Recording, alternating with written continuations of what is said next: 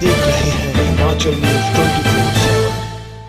नमस्कार, स्वागत है आपका हिमाचल न्यूज 24/7 में और मैं हूं आपके साथ आंचल मुंगिया।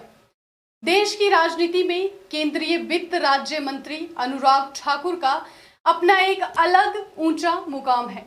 सबसे अधिक संसद की बैठकों में उपस्थित रहने और प्रश्न पूछने के लिए सर्वोत्तम सांसद का खिताब पाने वाले हिमाचल प्रदेश के हमीरपुर संसदीय क्षेत्र के सांसद अनुराग ठाकुर जब भी संसद में गरजते हैं तो विरोधियों के सभी प्रश्नों को निरुत्तर कर देते हैं। हिमाचल के सपूत अनुराग ठाकुर की ठोस तर्कों और साक्ष्यों की सशक्त भारी आवाज सदैव विरोधियों पर भारी पड़ती रही है। ताजा मामला पीएम केयर फंड्स की बहस के संदर्भ में है, जब उन्होंने विपक्ष की कुटिल चाल को अपने संबोधन में प्रभावी ढंग से न केवल बेनकाब ही नहीं किया, अपितु माननीय उच्च व सर्वोच्च न्यायालय के महत्वपूर्ण निर्णयों का हवाला देते हुए विपक्ष की प्रश्नों की तेज धार को कूंद करके धराशाही कर दिया। अनुराग ठाकुर ने विरोधियों द्वारा 3 तलाक, ईवीएम, जनधन योजना व अन्य सरकार के महत्वपूर्ण कार्यों, पीएम केयर पर उंगली उठाने वाले को किस प्रकार आड़े हाथों लिया, आइए उस संबोधन के कुछ अंशों को आपसे भी साझा करते हैं। पीएम केयर्स खराब क्यों है? क्या गलती है? एक नहीं कई बार आप हाई कोर्ट से सुप्रीम कोर्ट गए कई विषयों को लेकर, लेकिन अंत में उसका नतीजा क्या निकला? हाई कोर्ट या सुप्रीम कोर्ट ने हर कदम पर हर कोर्ट ने पीएम केयर्स के हक में अपना निर्णय दिया, इनके हित में नहीं दिया है। आखिर क्या क्या चुनौतियां दी इन्होंने तो इसको सेटअप करने के लिए कि आपने बनाया ही गलत है, आपने उसको चुनौती दी, सुप्रीम कोर्ट ने आपके उसको खारिज कर दिया और संवैधानिक रूप से उसको वैध बताया गया। यही नहीं सर, ये अप्रैल महीने में चले गए थे सर, मार्च में बना, अप्रैल महीने में उसके विरोध में चले गए।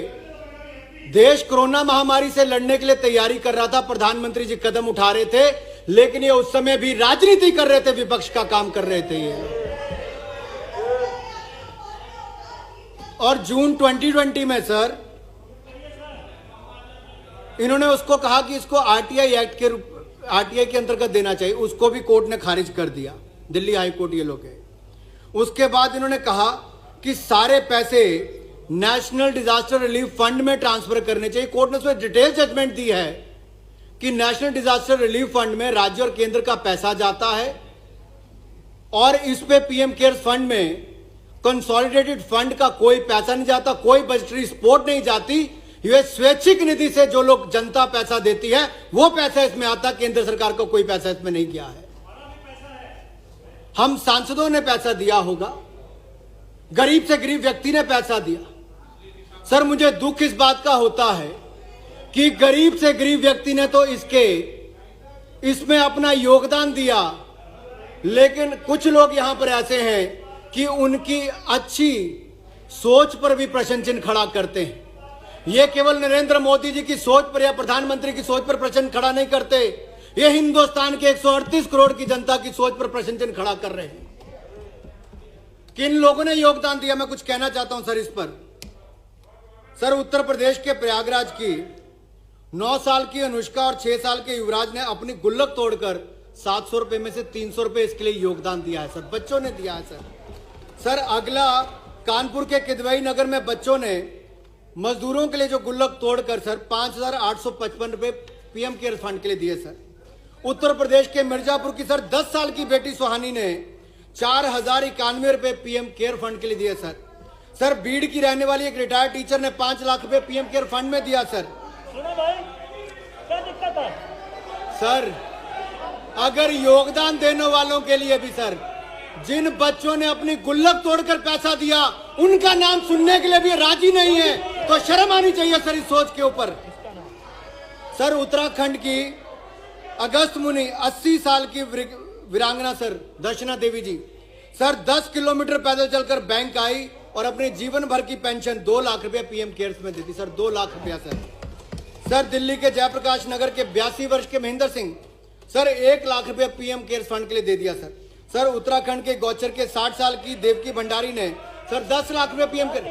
सर नेता हो, अभिनेता हो, मजदूर हो, कर्मचारी हो, सांसद हो या विधायक हो, हर किसी ने अपनी ओर से देने का प्रयास किया है, क्योंकि ये लड़ाई देश की लड़ाई थी और इस लड़ाई में प्रधानमंत्री मोदी जी ने पीएम केयर फंड की स्थापना करने का काम किया सर। सर अभी उसमें मुझे बहुत कुछ कहना है सर।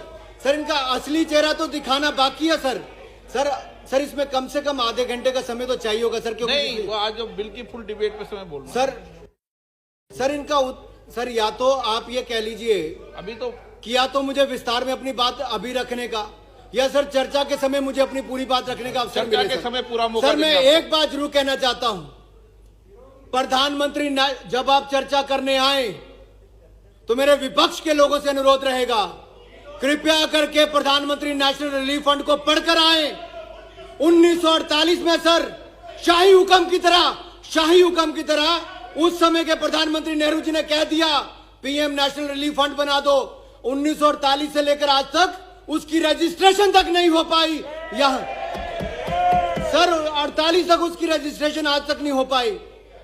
सर कैसे उसको एफसीआरए क्लियरेंस मिली, कैसे उसको 12A की रजिस्ट्रेशन बगैर ट्रस्ट के, सर ट्रस्ट रजिस्टर नहीं है, ट्रस्ट डीड नहीं है, आपने सेक्शन 12 में कैसे उसको रजिस्टर किया, एटीजी की आपने एग्जम्पशन उसको कैसे दी, एफसीआरए की क्लियरेंस आपने उसको कैसे दी।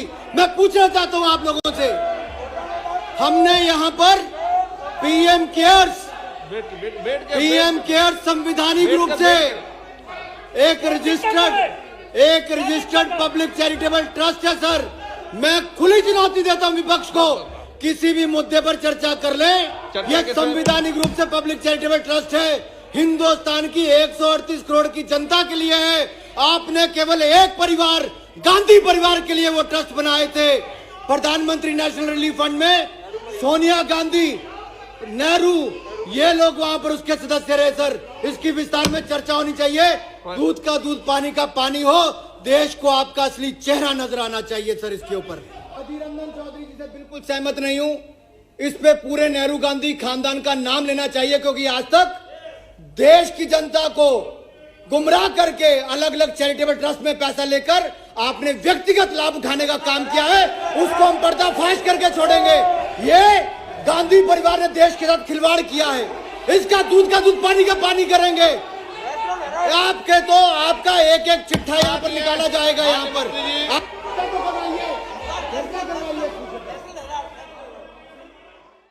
हिमाचल न्यूज 24/7 के लिए चंबा से अजीम आलम का राजनीतिक विश्लेषण।